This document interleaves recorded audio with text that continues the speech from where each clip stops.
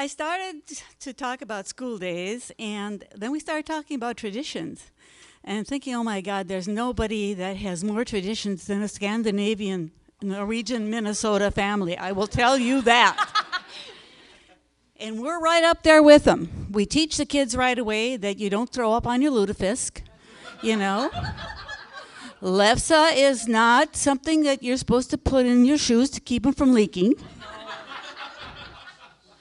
And those funny-looking things that look like they've got that's rosettes. That's a really traditional thing.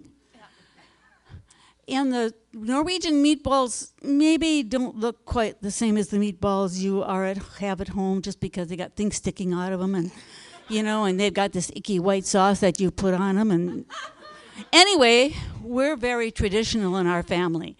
I've got my other daughter over here with me, and she'll tell you. One of the things that we started when we started having grandchildren was we taught them that you have to do something special for Christmas Eve. We expect you to do a special traditional play. So we had these little ones that, first of all, they come carrying baby Jesus. Then we went to Snoopy, and then we went to, the Santa on the rooftops, and every year. Well, now, these grandchildren are pushing the point of maybe having grandchildren of their own. So what do?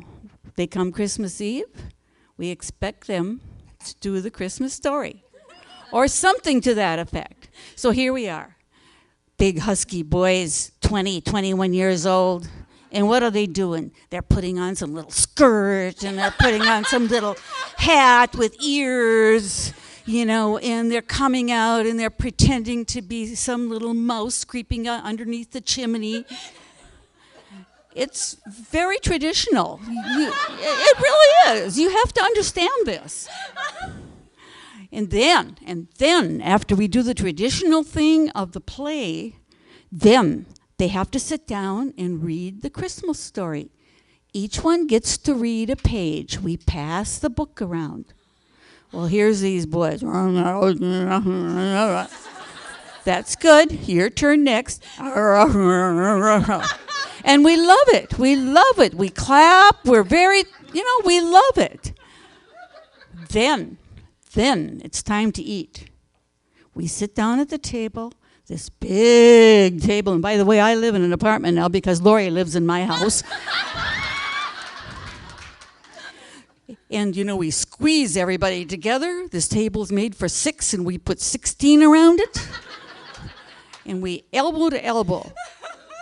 We pass the food, and we pass the food, and we pass the food. And you have to be a traditional Norwegian to understand this.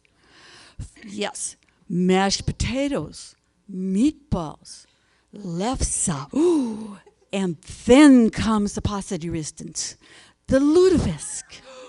The last thing on the table is the lutefisk. There it is, swimming in all its glory,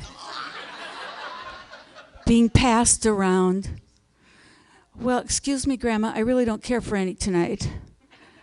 I can't wait. I'll try some. Then I've got my little 10-year-old granddaughter that says, Grandma, it tastes just like lobster. So there we go. Everybody has to try the lutefisk. That's the deal. You have to have one swallow of lutefisk, or you don't get a present.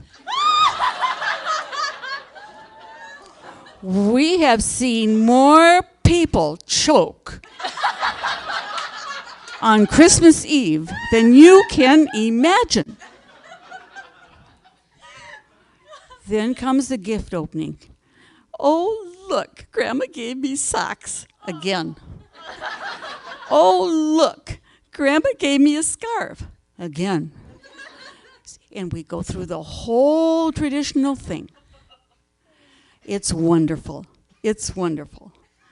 If any of you are wondering what you should do this Christmas Eve, just ask Lori where I live. She'll show you. And if you don't want to come to my place, go to hers. I know where she lives. And we'll include you. I might even find a pair of gloves underneath the tree for you. And I'll save you a piece of lutefisk.